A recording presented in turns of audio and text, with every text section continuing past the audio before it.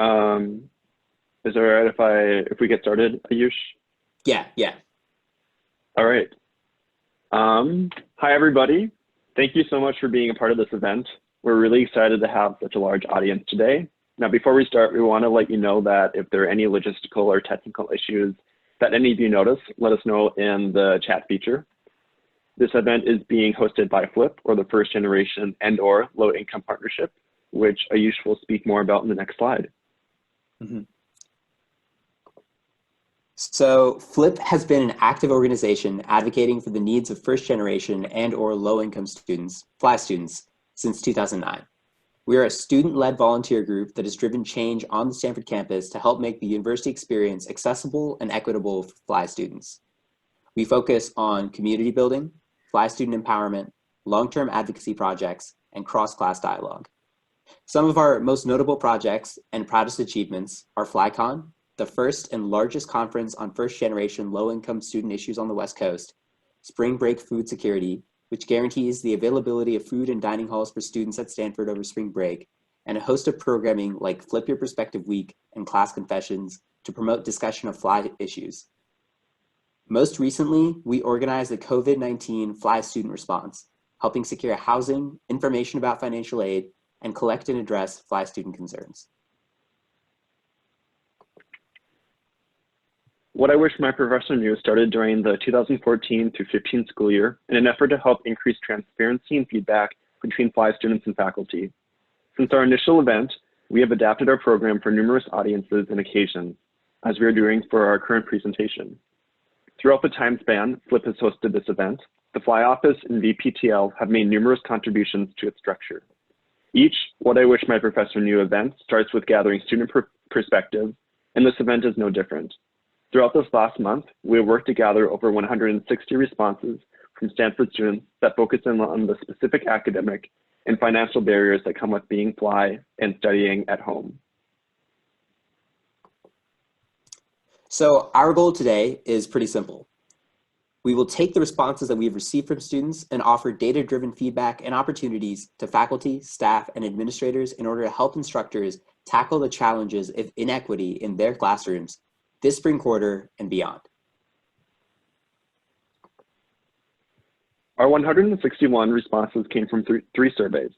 We understand that within the span of a month, a great deal has changed about spring quarter and one's learning environment. Because of this, we work to analyze student input in regards to what aspects of Stanford are true today. We also sent out a survey during week 1 in order to gather input from students once they had spent time within the virtual classrooms. They could base their experiences on observations rather than speculation. Of our responses, they have been anonymized and reflect heavily on the undergraduate population. This is because FLIP is an undergraduate organization, which influences our reach, and because classwork is more likely to be part of an undergraduate's life than the grad students. Analyzing our responses, we determined 4 categories that capture the diverse sentiments of our students, but also highlight common interests and concerns. So there were 4 key themes that we identified in our responses, in no particular order. A lack of access to resources for academic success, significant issues that supersede academics plaguing students, mental stress and anxiety over family health and financial survival, and difficulty reaching out to faculty. While these key topics may already be obvious, what we are presenting today are a representative set of quotes from our 160 plus responses to provide more detail, nuance, and examples. After all, these aren't just data points. These are stories, real stories, provided by real students who want you, people who have the power to affect their lives, to know, understand, and we hope actively respond to. Now, before we get started, we want all of us to introduce ourselves to kind of reflect on how the 3 of us and the 4 of us that created this presentation come from a variety of different perspectives. And we're really excited to be able to connect with each of these communities and serve as a liaison between the undergraduate student body and faculty.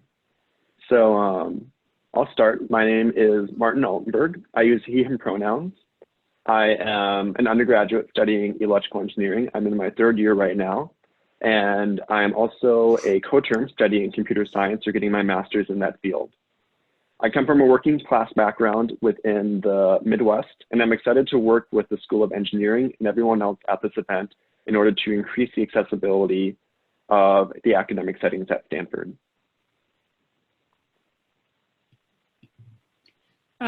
This is Chen. So unfortunately, Chen could not join us today, but he's another amazing Fly student, originally from Guangdong, China, and now from Stockton.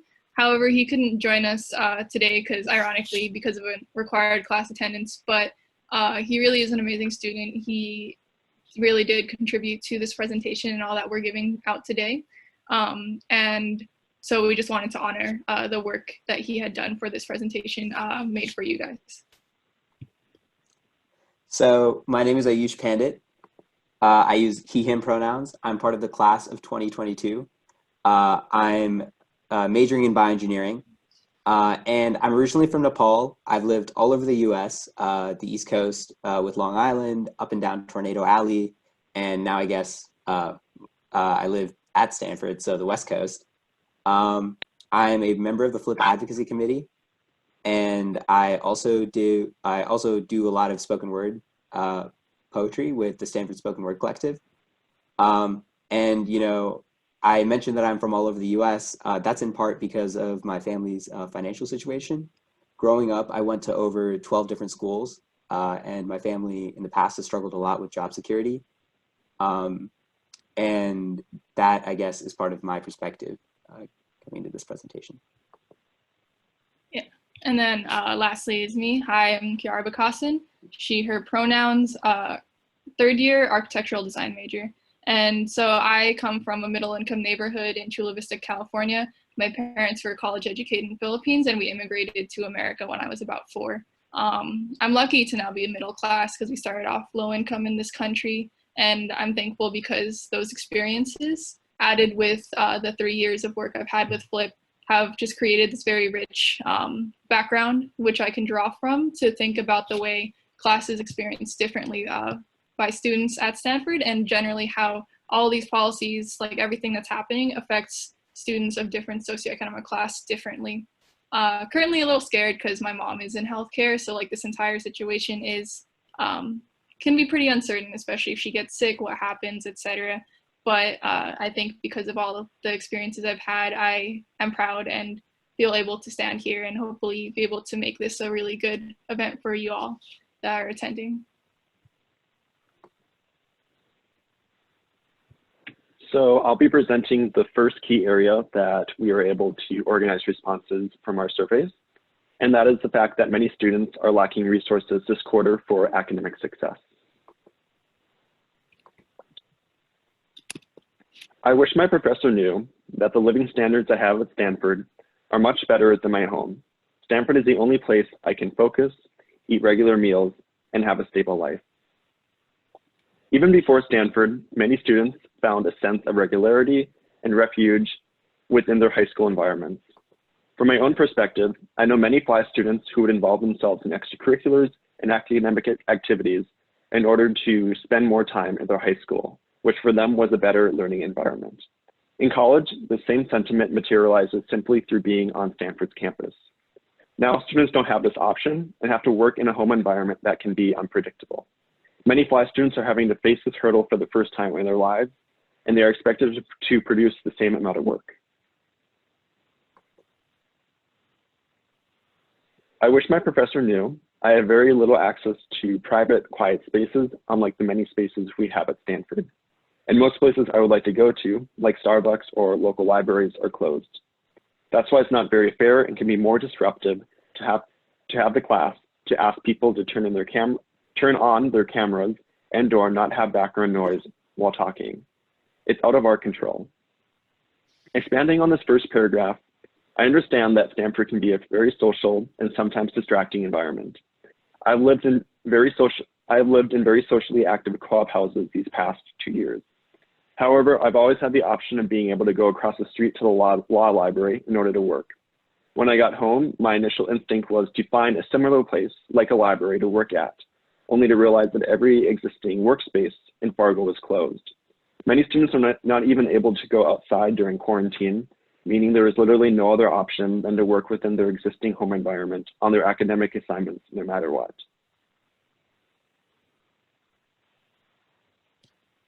I wish my professor knew having so many people home and on the internet at the same time means that our Wi-Fi moves very slowly and sometimes doesn't work at all. I also have an old computer, which struggles with the Zoom program itself sometimes.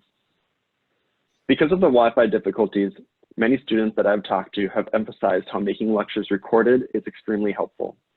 When you have a poor internet connection, it can feel as if you're only hearing or seeing half the material being presented during a lecture. This means that even if students attend lecture, they may have to do much of their studying on their own in order to be on the same playing field as a student who is fully able to view a lecture online. I wish my professor knew I don't have access to a lot of supplies that other people in the class have. A printer, a tablet, money to buy helpful software that can assist my learning, extra money to buy ebooks, etc. It's crazy sometimes when I see and realize what tools and other people have access to. It's no wonder that they can take 20 units like it's nothing, now at all times.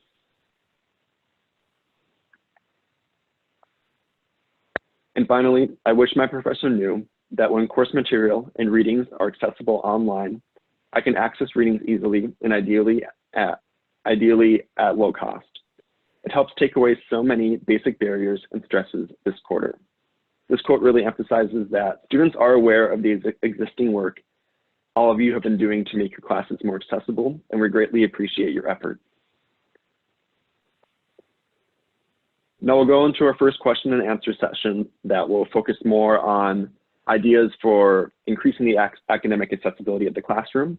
And you can either raise your hand virtually or send questions into the chat. And all three of us will be available to answer questions. We'll also be holding a more at length question and answer session at the end if no one has questions right now, too. But we've allotted about 5 minutes in case people do have questions.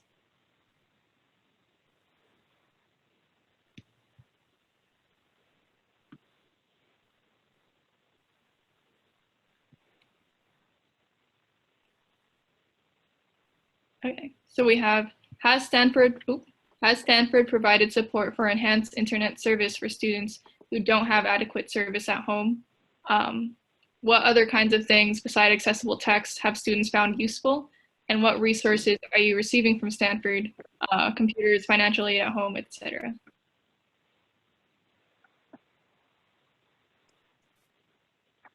So the first question which touched on, has Stanford provided support for enhanced internet service? It is true that there are resources for students, including through the tech desk at Lathrop. Please correct me, anyone, if I'm inaccurate in what I'm saying, for students who do have a poor internet connection at home. However, like a lot of resources available this quarter and this month, many students are extremely overwhelmed with everything going on, and so they might not know that these resources are available. So as members of faculty, teaching assistants, and professors, it's helpful to have the knowledge of what resources or how a student can go to find these resources. So for faster internet, that could be through either the financial aid office or through the tech desk. Do you have anything to add, Kiara or Ayush? I would say that for, I guess, like the other two questions, for one, what other kinds of things have students found useful beside accessible text? I think it really starts with accessible text, like basic readings, textbooks for classes, having them be open and accessible and not behind a financial paywall. But I think beyond that, things that have been really helpful is professors, again, that record their lectures, having lecture materials be uploaded in advance. One thing is, even though professors may record their lectures, it takes a while for recorded materials to go up. So having all materials, you know, even if it's just the slide deck, available so that students who may not be able to actually attend the lecture during the given time or can't use Zoom for live streaming can access all of this material like in an asynchronous manner is really useful. And in terms of what resources we're receiving from Stanford, Kiara has worked with the financial aid office a little bit with this, so she can probably talk more about that. Yeah, so the financial aid office has definitely been doing a lot to try and help us, because they see it as their mission to use their finances to actually ensure academic equity. However, because of various federal laws and other things like that, they are restricted in their ability to give out these resources fast enough, and also to the certain resources that we need. And so we are, again, yes, getting help with getting accessible internet, and I believe, yeah, with in terms of technology and stuff, we did have the opportunity to get technology on campus, for example, from the student tech desk. However, now that a lot of us aren't on campus and didn't know about these resources, a lot of people haven't been able to take advantage of the resources that we have.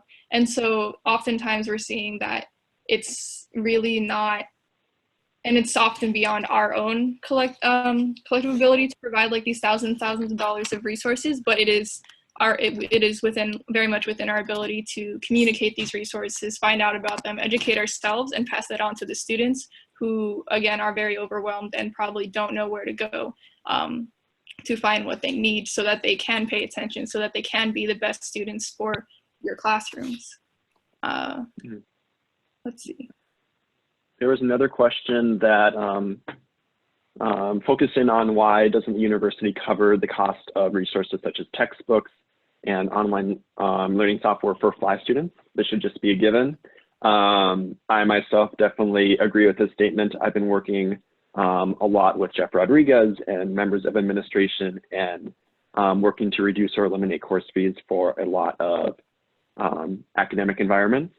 And this spring quarter, we're working on a pilot program in which the ASSU has donated around $3,000 of the discretionary funding to have stipends or subsidies for FLI students who want to get these resources. And this is particularly important this quarter because, for example, the Flybrary, which is located in the FLI office, used to be a place where FLI students could get used textbooks for classes if the textbooks may have been expensive and the resources may have been more accessible. However, you can't really do that this quarter because no one is on campus. And so we definitely agree with that sentiment, and we were working a lot with administration to encourage them to offer subsidies, such as eliminating course fees for FLI students. Okay, and then to keep with the time, we'll move on to the next section, because I see that some of your questions may be answered by our subsequent sections that we have for this presentation. So we'll see if your answers are getting answered, and then we'll have another Q&A session after each little section. Yep. All right. So many students are facing issues bigger than academics, including financial, housing, and food insecurity. Next slide. I wish my professor knew that I am concerned about the cost of textbooks, since both my parents lost their jobs due to coronavirus. So FLI students often have to deal with compromises at Stanford, for example, saving money on project materials, but having to spend way more hours of their time to be able to compare to their classmates. I've done that a lot for architecture, or even declining to visit home for long periods of time, as much as a year or even more, because travel costs would cut right into their tight student budgets. Going back to that question about why doesn't the financial aid office just pay for textbooks, oftentimes the way the financial aid package is worded or works, what it looks like a scholarship is actually a loan, or like what looks like should be used for textbooks actually has to go to something else, like medical costs. And so so in reality, oftentimes, although the financial aid package does show those things very clearly, sometimes the way it has to be spent by students or the way it's actually distributed actually puts real restrictions on our ability to spend the money on what we actually need to get. Because of this, but because of COVID, now your students are facing more serious compromises between things like buying food or helping to pay bills versus that required textbook they have to buy to pass your class. When there is no other alternative given and no other choice, our students are suffering because of it. Next slide. I wish my professor knew that my family lives in a one-bedroom house and there is no space for me. so I'm literally sleeping in a tent in our yard. Thankfully, this is an extreme case, but still a case that happens even at Stanford. So that's really important for professors to keep in mind, rather than assuming that all students have a room, all students have a bed to stay in, that all students do have adequate living spaces, because quite a few don't. Next slide. I wish my professor knew that it broke my heart telling her, the individual's mom, I couldn't drive her around town to find the medicine she depends on because I had lecture with mandatory attendance. Now, you may be asking, why doesn't the student just ask their mom to go another time? And asking students to ask for reasonable boundaries from their parents has been advice that I've seen from various professors, and I agree with it. I think students should be able to do this and ask for those things, but at the same time, proper allowance from professors for things beyond student control is definitely needed too. To give a little more context to this quote, the point is, assuming even the best intentions for mandatory class attendance, life still happens beyond students' control. And in this student's case, their area had actually been running out of this crucial medicine. Stocks were going low, and while the student was forced to attend lecture, the stock was slowly running out. They thankfully got the medicine in time before it ran out, but just barely. And so as you can see, this crisis is affecting people's lives in ways where we really need to readjust what we see as reasonable and not. Next slide. Lastly, I wish my professor knew. I've had multiple family members contract COVID-19 and become seriously ill. I've seen my mom and dad become scared to leave the house, worried that they'll spread it to my little brother, who has asthma and a history of lung problems. I've been there for phone calls where my parents found out that they'd lost their jobs, and calls with banks and realtors when they realized they'd have to sell their home after years of working to buy a house. I'm not offering this as a sob story. I'm offering this because it's real and it's happening now. So, yeah, now we have another Q&A. It was a little shorter, and we'll just give some time for any questions or answers, and then if not, we'll move on to our third section of this presentation.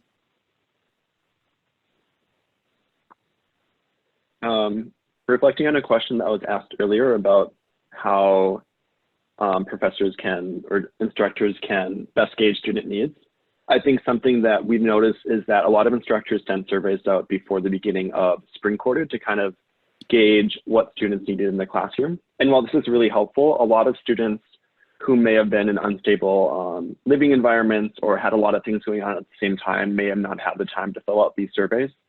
So one possibility could be to send out another student survey or feedback form during this week or next week, now that students are settled in and have spent their first week at Zoom University, kind of in order to kind of better gauge what the whole classroom is interested in having in terms of making their classroom more accessible, along with taking notes and getting information from this presentation.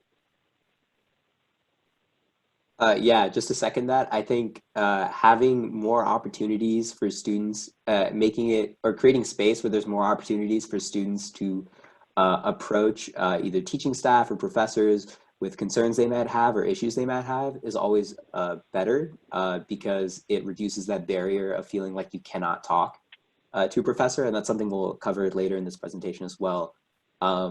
But as always, reinforcing this idea that, once again, that it is always okay for students to talk to professors and that faculty members are here for student success can really help reduce the barrier, especially if you're someone who maybe has never really approached a professor before or isn't sure how to discuss something that might seem like it's not connected to academics, but is really impacting your ability to perform in a class. And I think a similar thing can be said for teaching assistants and other people who have an instructional role in the class, because sometimes students, especially for large classrooms, may be closer with the teaching assistant than the professor, simply because office hours may be more accessible for the time when a TA is teaching. And so making sure that you can encourage teaching assistants to send that message out of accessibility, or if you are a teaching assistant, encourage other people you're working with to do the same.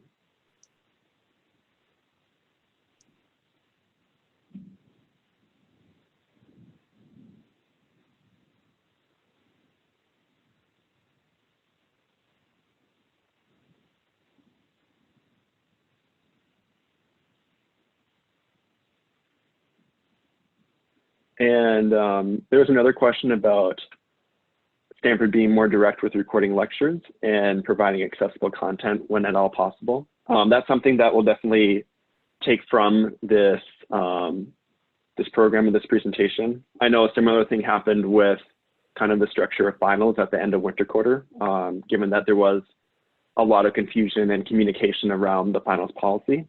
And I think more clear and consistent communication, especially when it's noted by faculty and students, would be helpful in terms of making sure lectures can be made more accessible to students.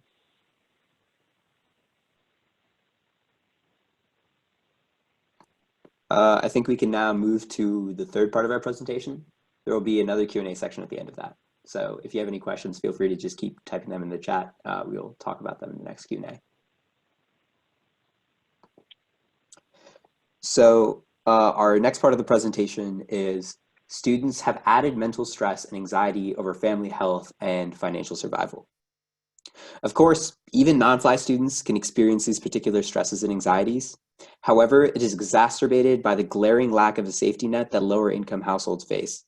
Whether that be one trip to the ER condemning them to thousands of dollars in debt, or the fact that even before all of this, they were living paycheck to paycheck, with many students working multiple jobs on campus in order to keep their families afloat, jobs they've lost at the same time as many of their family members, many FLI students are used to living at the edge and struggling to make ends meet. Now, it feels like a free fall. I wish my professor knew. I've had to face feelings of powerlessness and the fact that I've also lost my jobs, so I have no way of supporting my family. I'm searching for jobs for myself and my family, but taking 20 units in order to stay on track academically. Given the significant challenges posed by the pandemic, instructors may wonder why students may still load up on units. After all, the university changed grading to satisfactory no credit because it was recognized this quarter would have exceptional challenges for all students. This is especially true for FLI students who must deal with the previously discussed lack of academic resources, financial obstacles, and worries about health and safety at home. Yet for many FLI students, there aren't any options except taking a heavy quarter. Unlike their peers, FLI students may not have the luxury of taking a quarter off even if they desired, with stigma attached to taking a leave of absence, perceptions that it suggests a personal failure, unfamiliarity with the process and what it means, and most importantly, a dependence on financial aid to help them survive. With many FLI students coming from high schools lacking AP courses or transfer credits and needing to take more classes than their peers to achieve a degree anyway, completing an already unit-intensive degree may require taking a heavy course load this spring, and the decision may be out of students' hands entirely, even as they struggle to survive in their non-academic lives.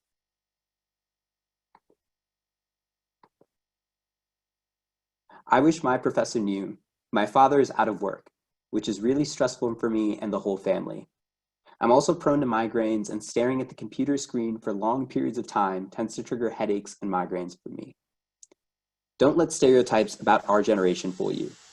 A number of other students have also reported needing to look away from computer screens during lecture to mitigate migraines, headaches, and eye strain, but are afraid to do so because they don't want you to think they aren't paying attention. Migraines are a serious problem, and now that instruction is completely online, they present a further obstacle.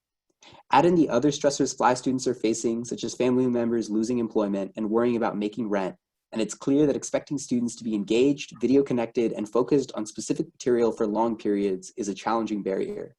These aren't just ordinary distractions or minor complaints. These are students grappling with a world that has been completely transformed and struggling to find security. I wish my professor knew. I have lung problems and I'm afraid for my health.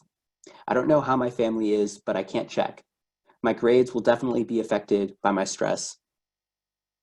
Students have already been permanently impacted by COVID-19, and by the time this pandemic is over, many more will have had their lives altered forever.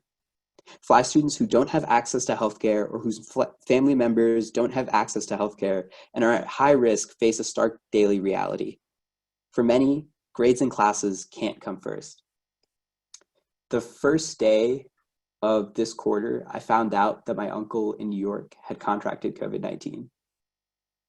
And I haven't really talked about this with anyone, certainly have not talked to professors, but it was a fact that completely dominated that day. And as much as I tried to pay attention in classes, I could not. And I'm not alone. Many students will face similar situations, and they will have similar realities to grapple with. There will be days where I will attend lecture with swollen, teary eyes from the difficult conversations I've had with my parents, and have to swallow my emotions and focus on what you're saying. Have empathy. Be flexible. One of the positive areas that we've seen in our responses is that when instructors or professors or even TAs are willing to be flexible and listen to a student's situation and truly just understand when they're open with when a student comes to them, that those interactions are the most positive interactions that a student can have and provide the best amount of support that a student can receive. Being open and showcasing that you're freely available to talk about any situations that occur is one of the best ways you can support your students. I wish my professor knew I'm hanging on by a thread. Please be understanding.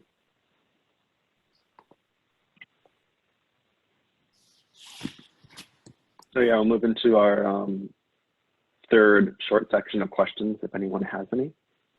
Yeah. I will just say one thing, though, that it is important to know that students do have some access to some mental health resources, but far less than they did on campus. There's still student peer counseling, there's still the CAPS, but in terms of accessibility, again, in terms of like Wi-Fi stability, in terms of licensing, even I haven't checked in recently, but like whether or not CAPS can operate outside of California was a really big question a couple of weeks ago, because at first, like as far as we knew, their licensing said they couldn't. So that's been one thing about this section, is students are facing these really harsh times, and they are, I guess they said, hanging on by a thread. And there are resources, but they're getting harder and harder to get to. And even the financial aid office admits that they have no idea how to really connect students to those resources. And because of the fact that so many students are now living with their family, they may be less comfortable to talk over phone or in person, simply because they don't want their family to overhear a lot of stuff that may be happening at Stanford or within their personal lives. So also being open to written communication, I think, is something I've heard other students say is important.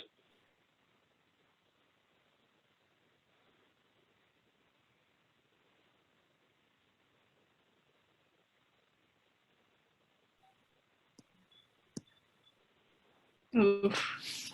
Is it Yeah, recommended to back on coursework significantly for all students to make it easier for those who are struggling? Let's see. This is a tough question.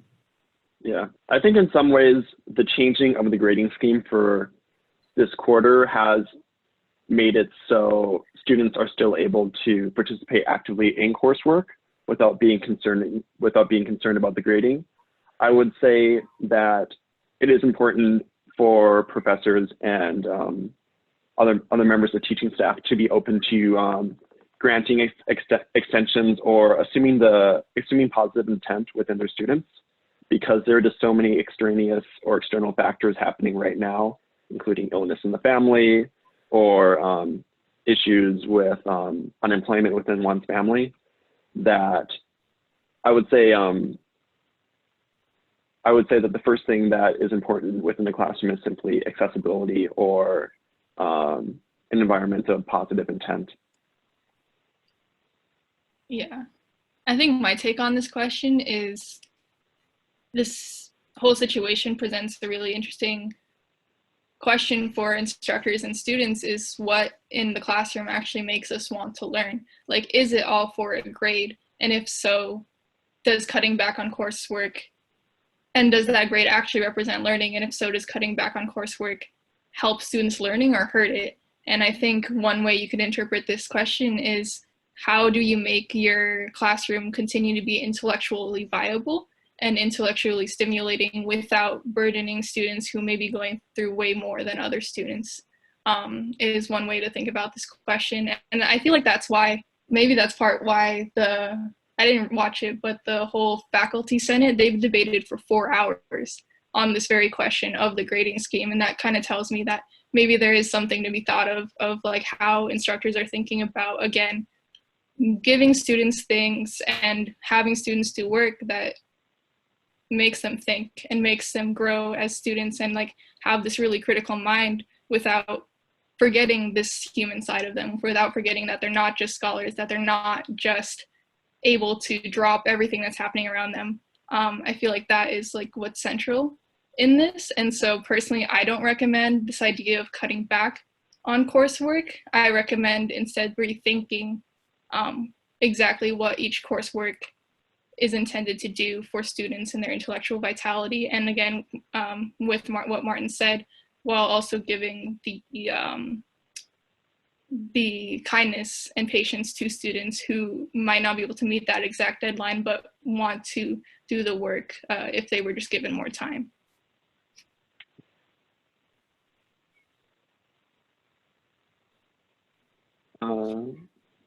Yeah, if there are no other questions right now, we'll move on to the final section. And then after that, we'll have a question and answer session for the rest of the hour that y'all can stay for. Yeah. So this last question, and I think this section will answer some of the earlier questions about whether or not you should say something in front of your entire class, or like exactly how do you bring up these hard topics. This section is for those questions. So section 4, it can be difficult to reach out to faculty. So this is important, always has been important. This is an important, always has been a critical barrier for FLI students long before any of this has really happened. Coming to Stanford doesn't just mean having abundant food and stable living conditions. It's not all about the money that the university can throw at us either. It's a really big privilege. Really big privilege with coming to Stanford is getting to meet and speak with some of the leading minds in this country and in the world. But this privilege is often one that's been underutilized by those in our community because for various reasons we're afraid or unsure of how exactly to reach out. Next slide.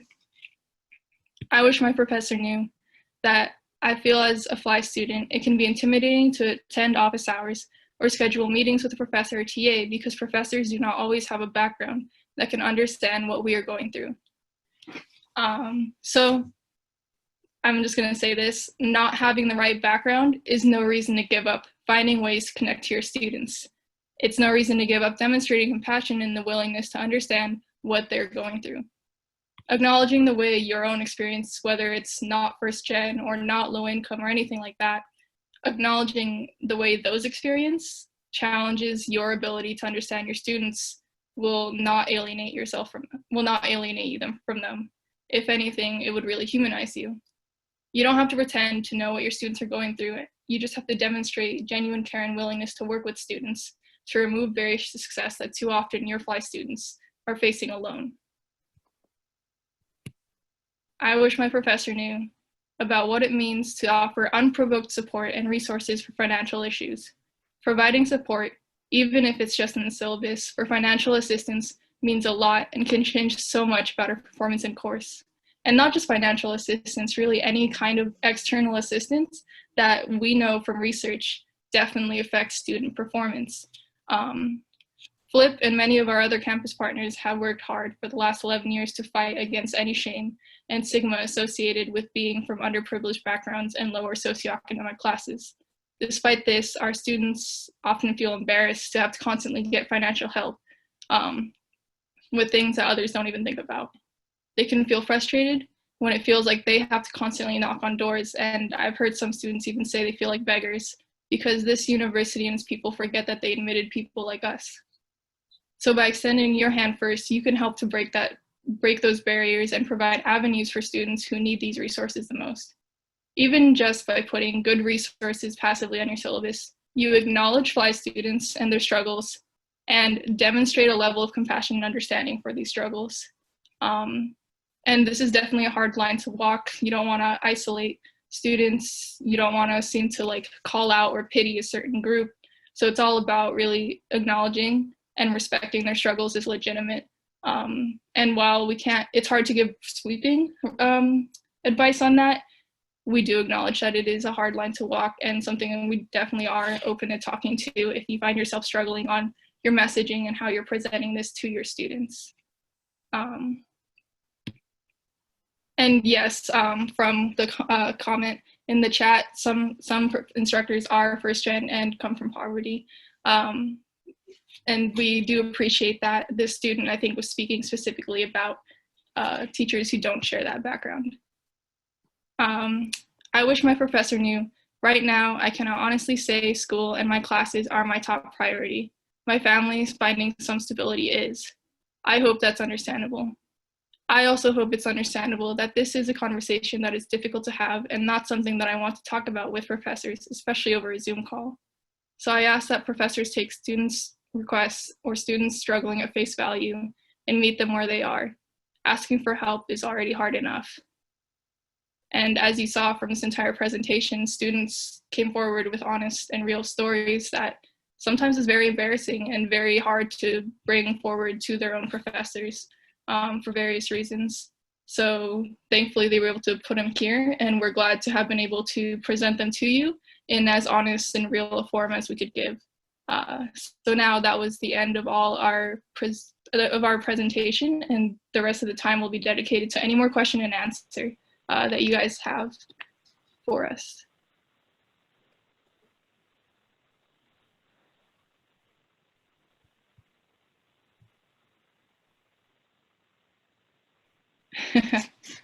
Okay. Let's see, do we have the university's permission to share required materials freely during the pandemic? Ayush Martin, was this answered earlier regarding, I believe, copyright and like whether or not the university lifted those? I believe there was, wait, yeah, Martin, you go ahead. Oh, wait, yeah, I was just saying that was asked earlier, but yeah, do you have an insight on that, Ayush? I would say one of the key things that at least, and then this is also in the published material that VPTL has put out for, I guess, Teach Anywhere. There are still, especially with textbooks and materials, there are still challenges, at least I think on the administrative side, with like making material available for students. Specifically from experience, one of my classes, the professors had a textbook that they had electronic copies of, but they were, because of issues around copyright, they could not share those electronic copies with students, and they had to go through the library system in order to do that. There is and different departments have different protocols for this, but I think that class was specifically an engineering class. So the compromise that they were able to reach within the engineering department was getting a virtual copy of the book that could be checked out by up to 3 people at a time. So that's like a very specific example of this, but I think overall, one of the problems that FLI students have had is that there isn't like a single way to kind of get access to materials across the university. So I think this is like an ongoing problem in the sense that, like, at least with university policy, there are still sometimes clashes between, even faculty wanting to distribute materials, but perhaps because of copyright and other reasons not being able to do so. So in that case, I think allowing students to use editions that are different from the edition, a specific edition, let's say with textbooks, because other editions are often cheaper, where students might be able to find other editions on their own through various other means. Recommending that students reach out to potentially Flip or other student organizations that, again, might be able to assist them with getting said older editions. And also just trying to make sure that as much of the material, like really thinking about exactly what you're assigning and like trying to make sure that it's like actually what you need. Like, do you really need that specific book? Do you need that specific paragraph in that textbook? Or is this general knowledge that can be found from other places? Yeah, I've also seen I've seen in some classes too, like your students are smart. They know where to find things. They just need to find a way to connect to each other. So I don't know if like this would still make it. I don't think the university really, what's it called? Copyright policies, but I have seen students passing along said copies of the textbooks that they found online or for free or anything like that. And so finding a way for students to help each other, so it's not technically you, but them helping each other, could be another way of tackling and getting around that particular issue. Should each of us kind of share one or two specific examples of something instructors have done to help? Yes. I know for me, two examples that come up at the top of my head, one of which was before everything happening during COVID-19. I know last year I wrote an op-ed for the Stanford Daily discussing a lot of the issues with inaccessibility within the electrical engineering department. And I think one of the best things that came from that was that one of the professors within the electrical engineering department had reached out and asked if they wanted to have a video chat with me over winter break in order to kind of better equip themselves and their teaching team for making the class more accessible. And so I think something that I feel can be generalized from that is if there are students who have been in some ways visibly struggling in a class or have been discussing the dynamics of the class and either inside or outside of the classroom, feeling free to reach out. The worst they can do is say no, but making sure that you're doing it not in a confrontational way, but in a way that is offering help to them. And then another example of an instructor that's been really helpful was one that I've done a lot of work with in the past. And this instructor reached out to me last month, just checking in, making sure I was doing all right. So if any of you are, for example, working in research, have undergrads or graduate students in research environments, or work with them closely, just making sure to check in with them, and being open to communication, I think, is really helpful. I think two examples for me are first, some of my professors sent out, and this is something we talked about earlier, some of my professors at the beginning of the quarter, but then also, a few weeks in, would sent, or I guess a week in, sent out surveys, either like the same survey and just like reminding people to like fill it out again. But these surveys basically contain basic information such as time zones, but also things like internet speed. Is it realistic that you will be able to attend lectures, like live lectures? If not, would recorded lectures be like helpful? I think as a baseline, recorded lectures I think would be really good for accessibility. But further, like I had another survey in the same vein that kind of asked about also sections as well. Just like trying to figure out, taking student responses for what might make section a better experience. And also, like, once again, like if live sections are not possible, or like, it's difficult to attend a live section, getting feedback or making alternatives that will also fulfill like the same things. So I guess like, again, just taking in student input and making sure you understand like the needs of your student population in your class. And I guess another example has just been instructors that,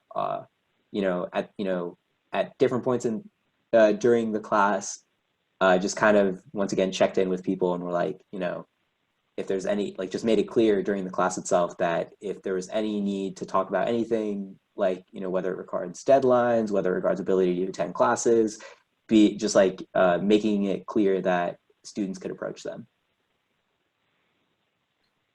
Yeah, for me, for these last two things, since we, 10 minutes left, I guess, the two things that I've seen are when professors remember and really take advantage of this opportunity to be teachers and not grade givers. And there's a really big difference when you're here to actually, again, stimulate students and grow their learning versus just giving them a grade. It totally changed my experiences in the classes I'm taking this quarter. I have about half teaching for a grade and half teaching for actual learning, and you can really tell the thought and the difference in approach of like how these are working. And not only has it been more accessible, I think, for students overall in those classes that have taken this opportunity to be teachers and not grade givers, it's more accessible, and it really is engaging us in ways that I think we haven't seen in a long time for many of us who are in classes that are pretty focused on grades. So that is one thing I've seen when professors really take this as an opportunity to change their mindset. The second thing, if it's possible with the given material. The second thing that I've seen is a professor my own professor this quarter for Power, we have 2 sessions scheduled for each week, and they're about like an hour and a half long each. But what she did was she took one of the classes, the Tuesday class, and basically made it so she would give us still work to do, enough to amount to that hour and a half or 2 hours long of class time we would have had, but she doesn't require us to attend class time. And so if we have, for example, to find another job or to take care of our parents or to do anything else, we can shift the time in which we work to another time. And the same thing with my stats class, where they're allowing us to take a quiz, but a 50-minute quiz, but take it any time within a 24-hour period. And so again, giving us that flexibility to find the space in our own schedules rather than forcing us to cram our schedules into something else, especially when you know that students are halfway across the world, especially when you know time zones are hitting us differently. So that's been a really interesting strategy that I've seen that gives agency to students and the flexibility we really need in order to still, again, do the work, but do it in a way that doesn't compound the immense stresses that we're experiencing right now. Let's see. And then we have something from about financial aid. Just reading through that right now. Why students don't take leave of absences this quarter. Yeah. So one big thing about why students aren't taking leave of absence this quarter is if they take a leave of absence, the university is not responsible for them. So students who are on full financial aid won't get anything if they take a leave of absence, so they have to take classes if they want to keep getting support from the university, which is probably the biggest support they have right now. So that would be one part of this answer. Yeah. And then and another thing. Yeah, you're going to say, Martin? Oh yeah, and just like with a lot of FLI students, that may take them longer to get past intro classes, or they may not have AP credit, and so to take a leave of absence would possibly make it so they have to be at Stanford for an extra year. That's kind of like one of the difficulties of trying to stay academically on schedule during these times, which is why some students still have to take a high number of units this quarter. Yeah. Specifically, also, there's only a certain number, for the most part, there's only a certain number of quarters of financial aid that you receive, I believe. I think it's 13 quarters. 12 guaranteed. 12 guaranteed, yeah. You can apply for a 13. You can apply for a 13th, exactly. So with the way that, again, lots of majors are laid out, the heavy unit counts for some specific majors, it can really mean that basically there's no way to just take like a light quarter. Maybe outside, maybe like during your freshman year, you can take a quarter that's in like fewer units, but a lot of FLI students, especially as they advance and if they're trying to get their degrees, in areas that are like heavier in terms of unit counts, it's not really possible even to like, lift your foot off the gas a little bit, for example, for this quarter because of all the, crazy things going on. And students feel, and sometimes, validly, that they just still have to kind of continue grinding. And then I know like a lot of faculty also plays the role as in advising a lot of undergraduates. And I think this quarter, a lot of students may be making decisions that may seem suboptimal to like their plan to graduate or thrive at Stanford, and not erring on the side of judgment, but simply asking kind of what are the reasons for making the decisions or doing the things they want right now. And I think that can help increase understanding between students and faculty during this time. Yeah, and another thing, I think there already is also, just to acknowledge some of the incredible work that faculty have done. There are a lot of faculty definitely that have gone above and beyond, and I think we've seen this we've heard about this in just talking to people, talking to our friends, our peers, but also seen this as reflected in some of the responses that faculty that have taken steps to kind of address things like this, faculty that have kind of tried to reiterate, make their classes really accessible, make all of their materials accessible, not behind any sort of paywall, and that faculty that have really taken care to try and reach out to their students. There are lots of examples of you, and we are very, very grateful and thankful for the work that you guys have all done. We understand that as faculty, it is also incredibly difficult probably to transition all of your coursework to being online, learn all these different technologies, and put everything together and deliver like a high quality experience for students. So we definitely acknowledge that there is a lot of work that faculty have had to do, and a lot of great work that faculty have already done. And this is one of the efforts to help make your transition easier to having a virtual environment. Yeah, we realize that a lot of you are doing kind of double time, both teaching and doing crisis management for your classrooms. And that's definitely something that I think is important to recognize.